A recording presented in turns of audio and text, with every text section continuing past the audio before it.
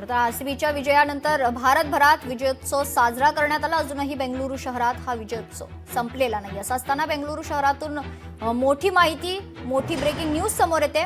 येथे आयोजित करण्यात आलेल्या विजय रॅलीला गालबोट लागला। या रॅलीमध्ये चेंगराचेंगरी झाली असून आतापर्यंत 7 जणांचा मृत्यू झाल्याची माहिती समोर येते। मिळालेल्या माहितीनुसार बेंगळुरू संघाच्या विजयानंतर बेंगळुरू शहरातील एम चिन्नास्वामी स्टेडियमच्या बाहेर या संघाचे चाहते मोठ्या संख्येने जमले होते। हे सर्वजण बेंगळुरूच्या विजयाचा आनंदोत्सव साजरा करत होते आणि त्याच वेळी ही दुर्घटना घडली आणि या दुर्घटनेत या चेंगराचेंगरीमध्ये 7 जणांचा मृत्यू झाला। आमचे प्रतिनिधी अजिंक्य भातंब्रेकर आपल्या सोबत जोडले गेलेले आहेत।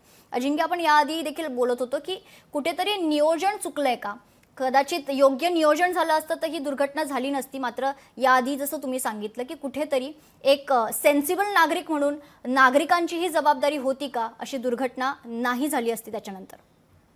मेघना, आता खरं तर जर तरवर फार बोलण्यात काही अर्थ नाही, कारण आता जे घडलंय ते इतकं भीषण आहे की त्याबद्दल आता पुढे नेमकं काय यावर बोलायला खरं तर हवं।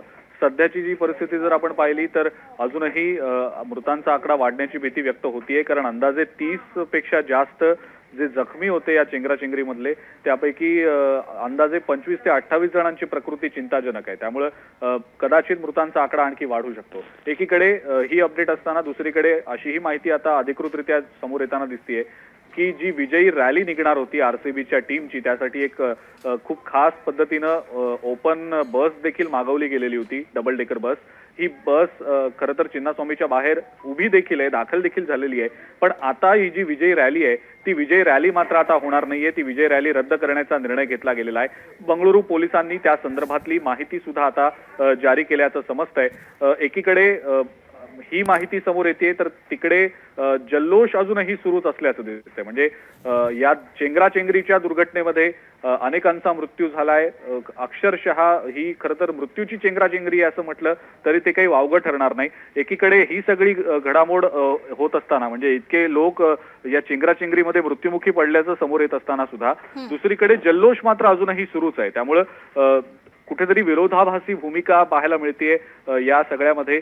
कदाचित आरसीबी मॅनेजमेंटला किंवा आरसीबी प्लेयर्सना या सगळ्या दुर्घटनेची माहिती पण नसेल कदाचित, असं देखील बोललं जात आहे। पण आरोप प्रत्यारोप देखील त्याच अनुषंगाने आता सुरू झालेले आहेत। या दुर्घटनेला जबाबदार कोण याबद्दल सातत्यानं आता सोशल मीडियावर सुद्धा चर्चा झालेली आहे।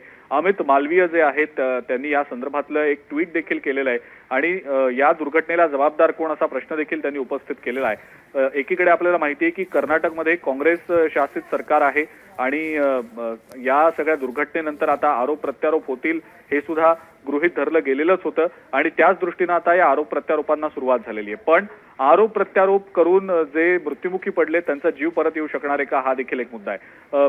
एकीकडे या सगळ्या घडामोडी घडत असताना तिकडे आता पोलिसांचा बंदोबस्त देखील वाढवण्यात आलेला आहे। चिन्नास्वामी स्टेडियम बाहेरची गर्दी अजूनही तशीच आहे, ती काही कमी होताना दिसत नाहीये।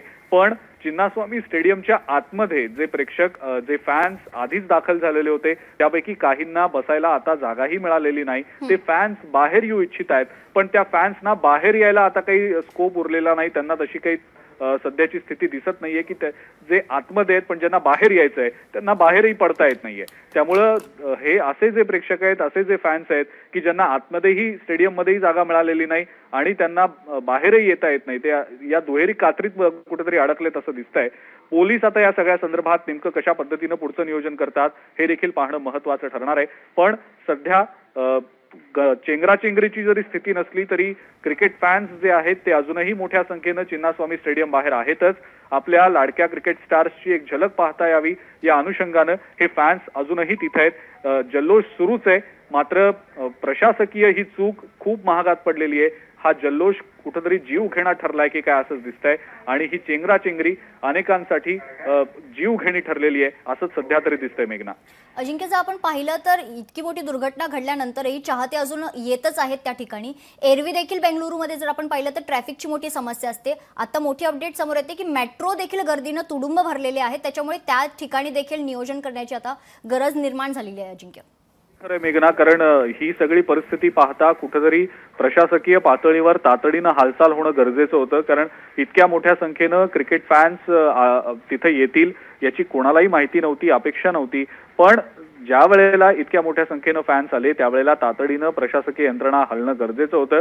फॅन्सना आतमध्ये जरी सोडलं गेलेलं असलं तरी प्रेक्षक क्षमता स्टेडियमची नेमकी किती आहे आणि त्या दृष्टीनं फॅन्सना सोडलं जात आहे का याचाही विचार होणं गरजेचं होतं आणि इतक्या मोठ्या प्रमाणावर ज्या वेळेला गर्दी होते त्यावेळेला तितकं गर्दीवर नियंत्रण मिळवण्यासाठी किंवा गर्दीवर नियंत्रण ठेवण्यासाठी पुरेसं पोलीस बळ उपस्थित आहे का, गरजेचं किती आहे याबद्दलचा विचार होणं गरजेचं होतं. स्टेडियम प्रशासनाकडनं सुद्धा किंवा कर्नाटक क्रिकेट असोसिएशनकडनं सुद्धा त्याबद्दल काहीतरी उपाययोजना करणं गरजेचं होतं. त्याही उपाययोजना झालेल्या नाहीत की काय असं सध्या तरी दिसतंय. पण आत्ताची जी अपडेट येते त्या अपडेटनुसार मेघना मी आता जस्ट या संदर्भातली एक अधिकृत माहिती घ्यायचा प्रयत्न करतोय पण ती अजूनपर्यंत टाकली गेलेली नाही. पण सूत्रांकडनं जी माहिती मिळते त्यानुसार 10 जणांचा आता मृत्यू झाल्याचं समजतंय. म्हणजे आधी आकडा 7 जणांचा मृत्यू झाल्याचा होता, हा आकडा आता आणखी 3 न वाढलेला आहे. 10 जणांचा आता या सगळ्यामध्ये मृत्यू झाल्याचं समजतंय. दुर्दैवी ही सगळी घटना आहे आणि भीती जी आहे ती खरी ठरतीये की मृतांचा आकडा वाढू शकतो. चिंताजनक जे आहेत ज्यांची प्रकृती चिंताजनक आहे तेही त्यांच्याही आकड्यामध्ये वाढ होताना दिसतीये.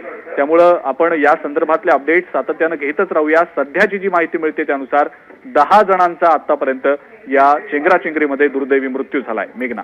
अजिंक्य, जसं आपण सांगितलं की अधिकृत माहिती नाहीये आपल्याकडे, अधिकृत माहिती तशी आलेली नाहीये, मात्र हा आकडा आणखीन वाढण्याची शक्यता देखील वर्तवली जाते. तुर्तास धन्यवाद अजिंक्य, आपण दिलेल्या सविस्तर माहितीसाठी. तर आरसीबीच्या विजयी मिरवणुकीत चेंगराचेंगरीची दुर्घटना घडली आणि या दुर्घटनेत 6 जणांचा मृत्यू झाल्याची माहिती आहे. चेंगराचेंगरीमध्ये 15 ते 20 जण जखमी झालेत. मृतांचा आकडा आणखीन वाढण्याची भीती आहे.